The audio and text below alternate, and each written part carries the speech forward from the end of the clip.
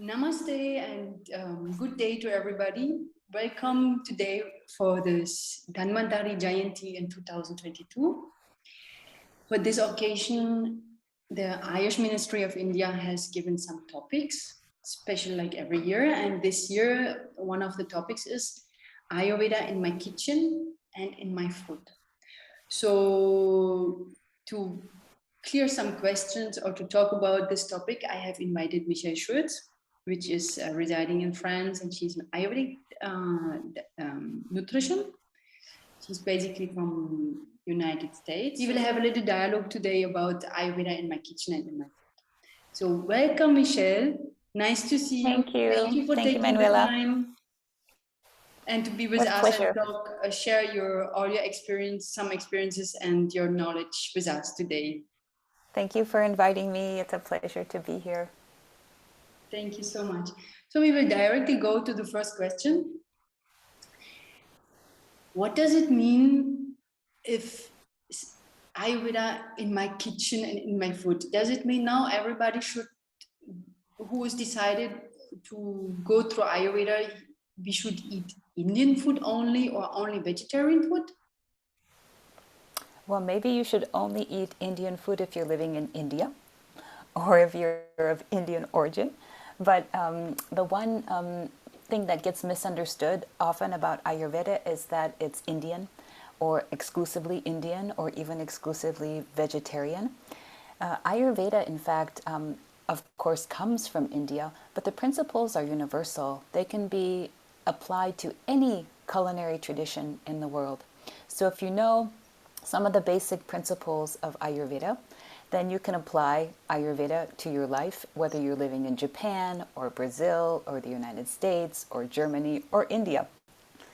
And the part about vegetarianism, the ancient texts talk about eating a variety of foods, both vegetarian, so plant-based, but also animal-based, especially in therapeutic situations. So ideally, it's a vegetarian cuisine or a vegetarian system, and we know these days that it's preferred to eat vegetarian because of how animals are treated industrially, like in industrial food preparation. But there's also a space and a place for eating animal protein, especially for people who need to gain strength, people who have a hard time gaining weight, for certain blood types, also for when we're recovering from an illness, or women who have given birth who need to get back strength. So there is a place for animal protein. It's just about a quantity and quality, for how long, and things like that. Which brings me to say that Ayurveda is really a system of individuality, meaning that any kind of advice or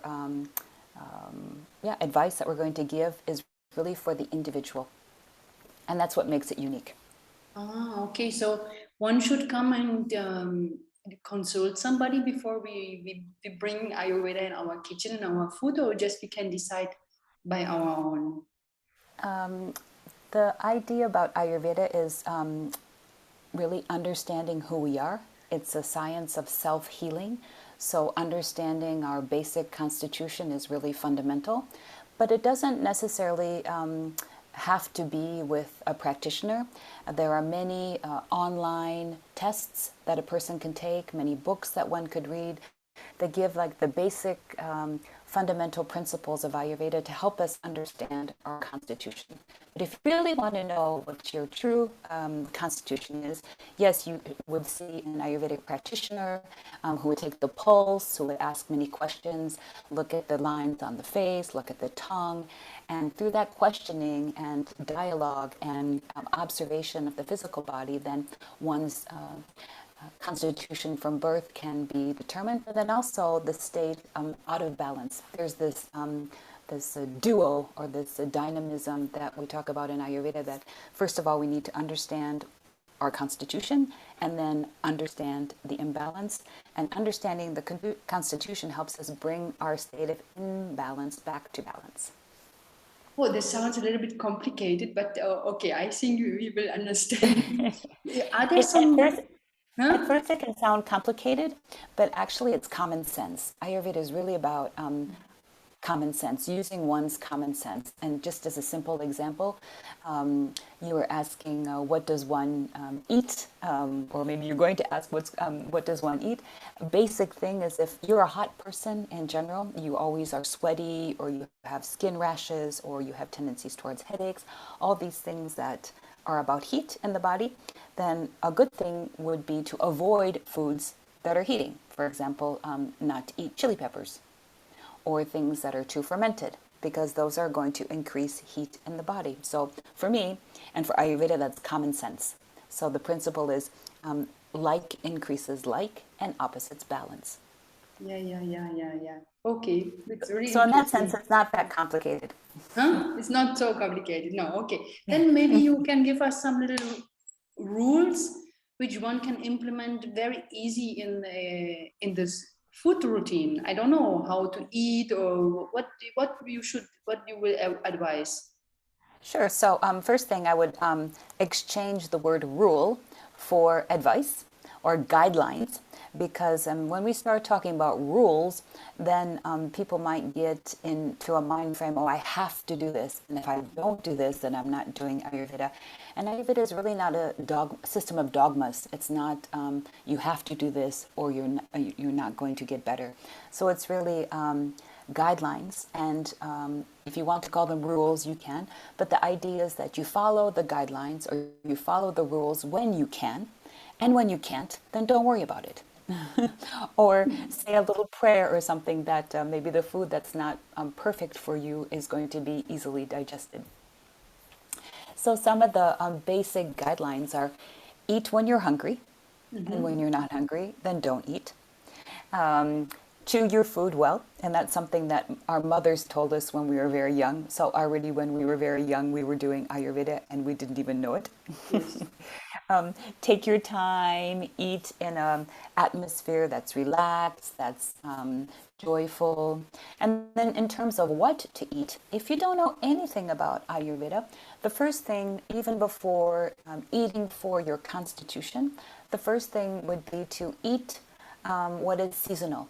Eat what is in season. So right now in France, squash, sweet potatoes, chestnuts, things that are earthy and grounding are in season. So those are a good thing to eat.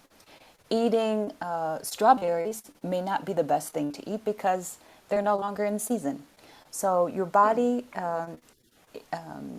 is going to always adapt to the climate, and we can help the body with that adaptation to the climate by eating foods that nature gives us when nature gives them to us. So that's the first thing. And eating locally is really important. And locally doesn't mean what grows in your garden or it's coming from your town, but it can be any place in the world that has a climate similar to yours right now. But if you're eating foods that come from a place in the world where the climate is radically different, let's say it's the middle of the winter and you're eating cold foods, like from a tropical region, and you should be eating warming foods, then Ayurveda wouldn't be really in agreement with that, and you're not doing a service to your body. Another thing, when you can't eat organically or food that has been grown yourself, and most important is eating fresh. So eating food that you've cooked is the ideal. Eating foods that you've cooked the day that you cook them. Ayurveda isn't so much about leftovers, just because they don't have the vitality as freshly cooked food does. So basically the idea would be 24 hours, maximum 48 hours, eating food that's been cooked in advance. I hope I'm making sense. Like making a dish on Monday and eating it all through the week wouldn't be a good idea according to Ayurveda, just because that food, the longer it sits, the longer it's in the refrigerator, the less vitality it has, and then which means your body is going to take more time and more energy to digest it. So again, you wouldn't be doing a service to your body. Of course, it's convenient, but there are other ways of managing that. So ideally, eating fresh. And then another thing would be to eat food that you've prepared yourself, and food that hasn't been too transformed. And by transformed, I mean like buying food that's already been cooked and sitting in a package, sitting in a refrigerator in a store, that kind of thing. So food that's industrial or that's been transformed too much before it gets to your plate. Does that make sense? Yeah, then I'm wondering what about tofu and all those things. I mean, this is all But those kind that's different. That's different it's because different. those foods need to be transformed in order to eat them. But what wouldn't be ideal is like fried tofu that someone has made and put in the refrigerator and pack in plastic, and then you buy it and then you cook it again. That wouldn't have much vitality. So that's what I'm talking. Of course, some things you have to buy transformed, but some Yes. things not. Does that make sense? And what about like I'm thinking about like vegan butter and all because this is not natural actually, and it is like really it's coming with this fashion. Everybody gets vegan, so I always think this is very processed food. Finally, It this is is. It's invented. extremely processed, yes. And I'm not so convinced that the body can really recognize that food. It's things that, for me, nature didn't intend for us to eat that way. And then also when you think about the time that's spent preparing all that vegan food, like, I don't know, personally, I don't have time like that to spend in the kitchen and do all that preparation in order to eat vegan, or I don't want to buy things that are in plastic, and I'd rather eat things or just not eat things that don't agree with me or I don't agree with. Do you know what I'm saying? I think there's a variety of foods that are available to us that we can eat, and we also need to kind of inquire within about this veganism, because sometimes I feel like people who are vegan can be very rigid, and they can have certain concepts about something, but it's very mental and it's not really listening to what the body wants. And I see in my clientele as well people who are vegan who are very weak and who are lacking protein, or who eat a lot of sugar because they don't get a lot of protein. So it's not for everybody. I'm not against it, but people need to be careful. Yeah. So if I understood right, it is like the more we are close to nature and eating naturally, the better it is. And then Exactly. the more it is Ayurvedic.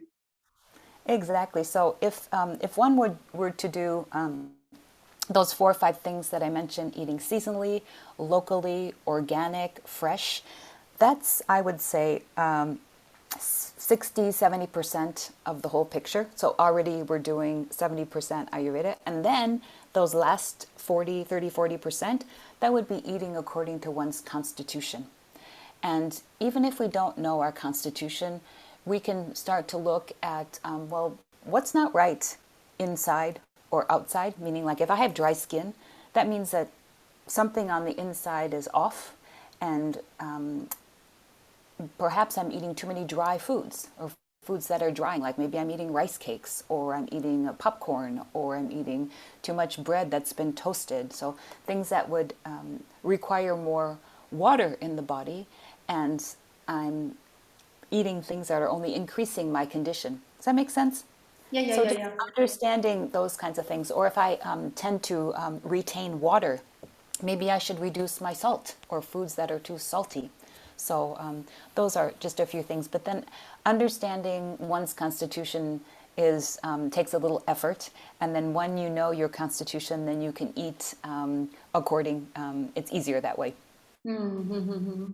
And for this locally, you mentioned something like if in the winter, for example, I'm eating tropical fruits, like for example, coconut, and I'm in Europe, that makes no sense. But That's in the right. summertime, I can eat coconut because then it is the climate is more what I can say it is more similar to this tropical climate. And then in the Exactly. wintertime, for example, in Europe, we shall, if we want to have something exotic, we can eat things from Russia or from Ukraine, or I don't know, from cold countries, which are not local, but Exactly. since it's this same climate zone.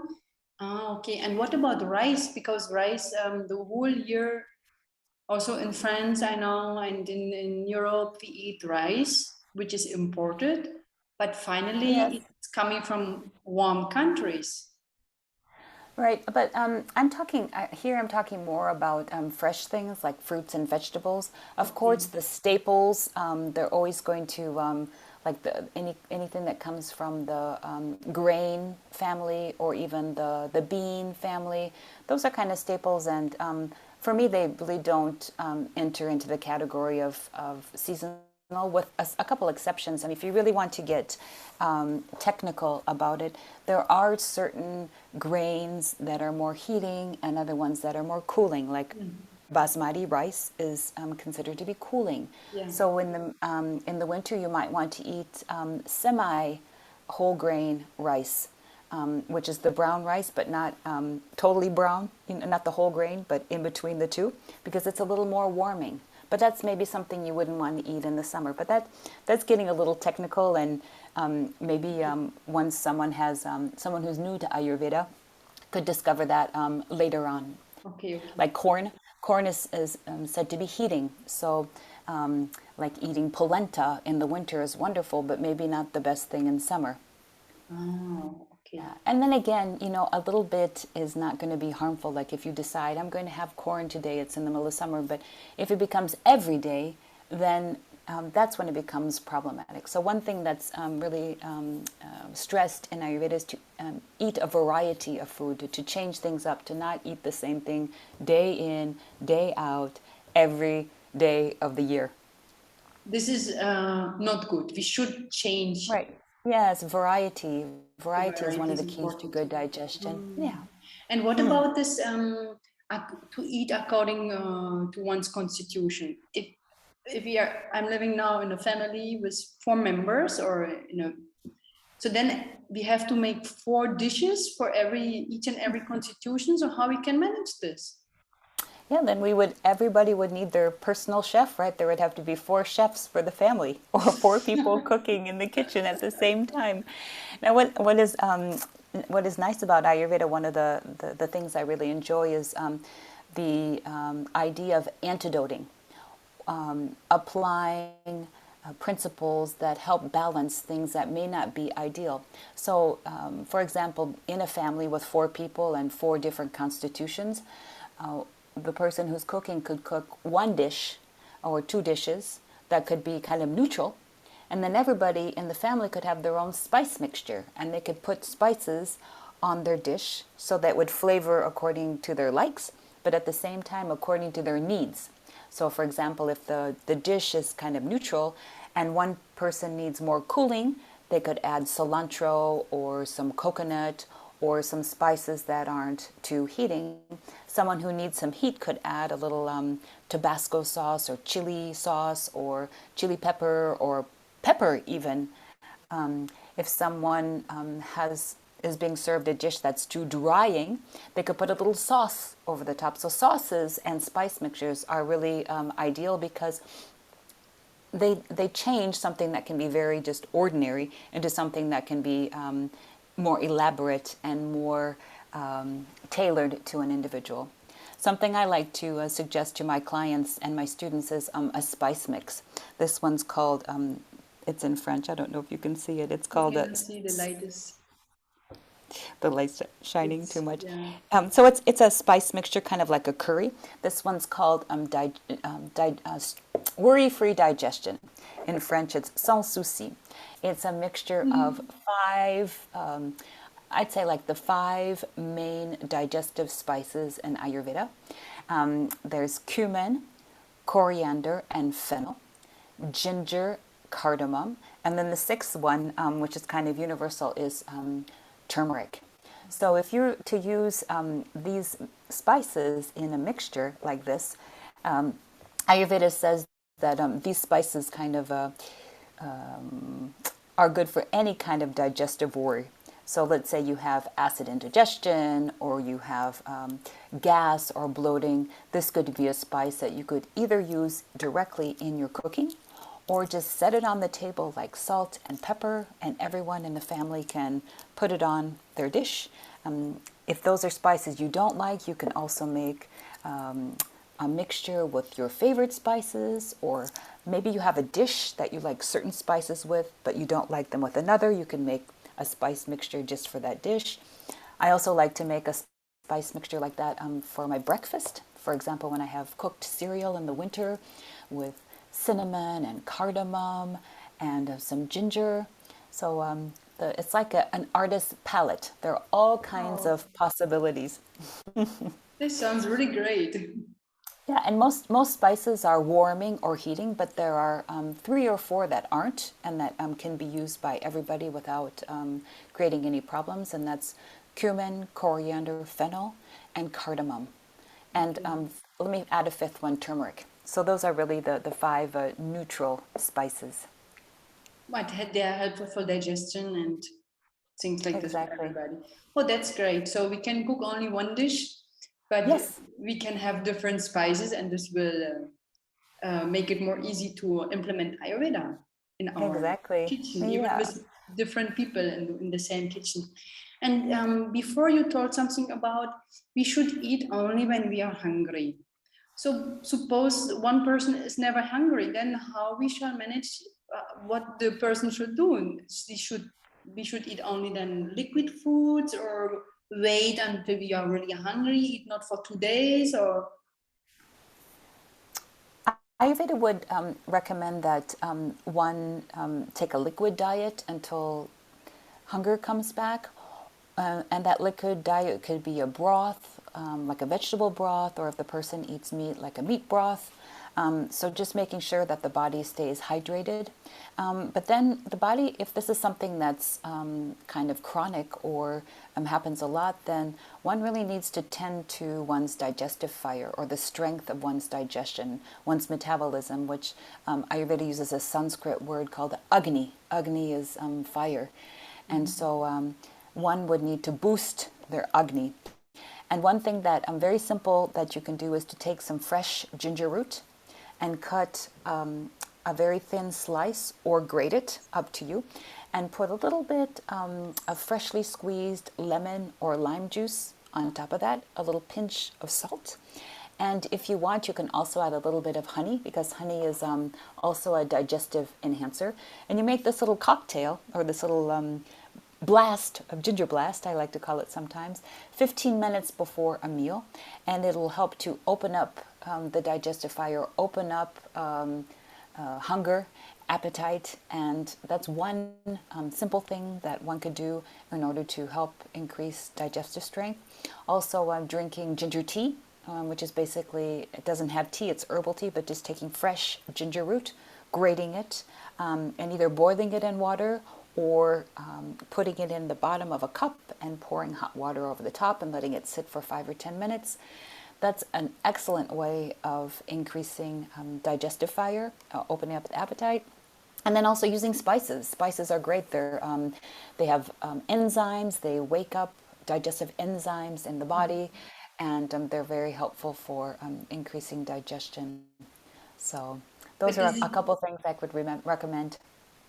this is spices and all this will also help in chronic conditions, or this is just to, Yes. it will also help for chronic decisions. Yes, and that person might need a little boost, meaning maybe some Ayurvedic herbs that would help enhance digestion. But again, that's something that is kind of difficult to say on a global or broad Yeah, level. We'd have to sure. take into consideration the individual, but maybe the individual isn't eating the right foods for their constitution, or maybe they're eating too much. It could be emotional as well. Also, yoga is a good way of increasing digestive strength.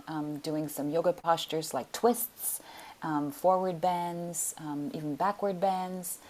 There are all kinds of possibilities, because movement, even just walking, can be very helpful for opening up appetite. This is the common sense, walking. Yes, But we come back exactly. to the beginning. Yeah. Yes. And then another thing that's important globally, according to Ayurveda, for digestive health, but then also when our digestive strength is lacking, is to look at food combinations, the way that food is being combined. That's very important in Ayurveda. It's often, I think it's quite unique in all of the traditional healing systems. Ayurveda talks a lot about food combination. So it's not only, Ayurveda doesn't only take into consideration what foods, but also how they're eaten. If two foods that are excellent independently are eaten together, they may not be compatible. And so that creates digestive wars, if you want.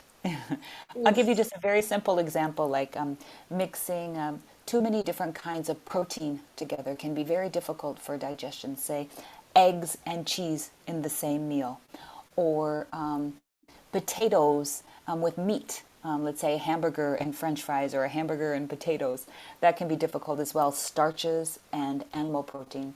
So that's not, maybe it's too much for our conversation today, but we can provide the listeners with a couple references for charts or some information that gives the basic food combining and those who want advice. to know more, Yeah. they can always contact you. Also, I will put in the description your contact, and so they can always contact you also. But I'm wondering, potatoes and meat, because in Germany, you know, this German basic food, the normal dish for a German, instead of cereals, we have potato as a kind of cereal, which is not a cereal, then meat and vegetables.